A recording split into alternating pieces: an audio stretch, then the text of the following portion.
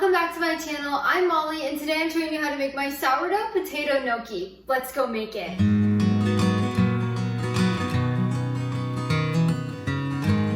To get started, you need one large russet potato and you'll cook it either in the oven at 425 degrees for 30 to 40 minutes until it's soft in the center, or you can put it in a small crock pot. I like to grease the crock pot, put it in there and cook it on high for 3 hours. It makes the softest potato. I've already done that and our potato is cooked and ready for this recipe. Once your potato is cooked, we're ready to begin the next step. You're gonna wanna let your potato cool down a little bit so it's not so hot to the touch that you can't get the skin off, which is what we're gonna do next. We're going to peel the skin off of your potato, which will be actually really easy once it's cooked. It's not gonna be really hard. You can use your hands, you can use tongs, you could even use a knife if you would like to. When the potato is still slightly warm, the skin comes off a lot better than if it's cold. So this is just cool enough that it's not too hot to the touch where I'm burning my fingers, and the skin, as you can see, is coming off really nice. Once you've removed all of the skin off of your potato, you're gonna put it in some kind of bowl or container, and you're gonna use a potato masher or a fork to mash it into a mashed potato-like consistency. To be honest, I like using a fork much better. As you can see, I switched. I forgot how much easier it is than the potato masher. That's really awesome when you have a lot of potatoes to mash, but when you just have a little bit, you'll want to use a fork. Once your potatoes are mashed, place them in a mixing bowl.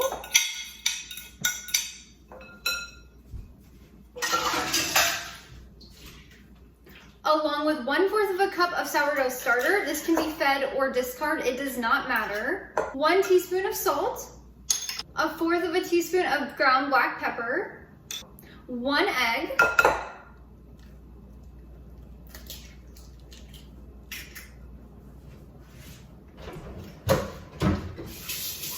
two-thirds cup of all-purpose flour, and 1 cup of grated Parmesan cheese. I like to grate my Parmesan at home, so I just get the block and then use a grater. It makes the best Parmesan, and it actually melts when you cook it.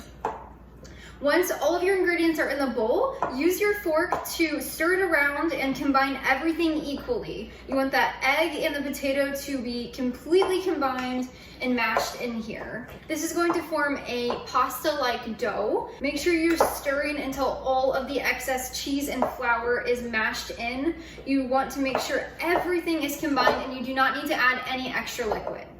Once everything is combined, we are going to lightly flour our workspace. So just add a little bit of flour. You can always add more later.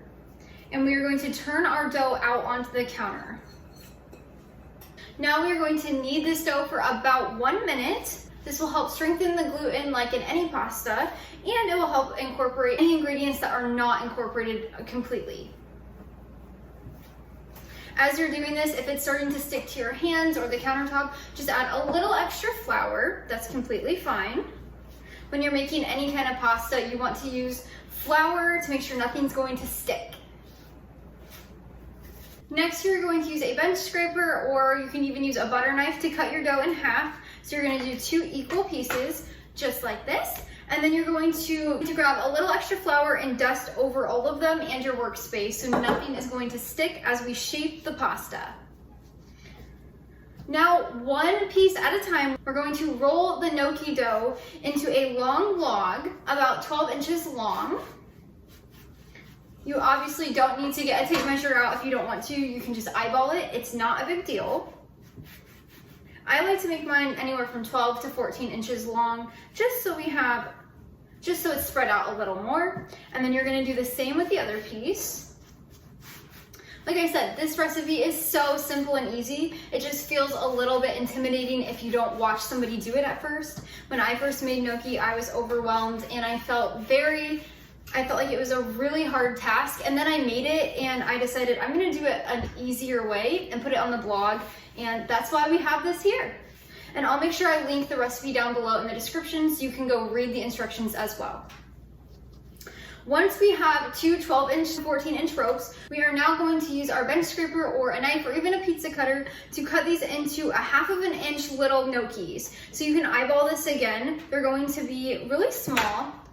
So if you can see that, I'll do a close-up here in a second, but that's what the size will be. It's not a big deal if you make them too large or too small. It's kind of your preference. So if you want larger gnocchi, you can 100% cut them larger. If you want smaller, you can cut them smaller.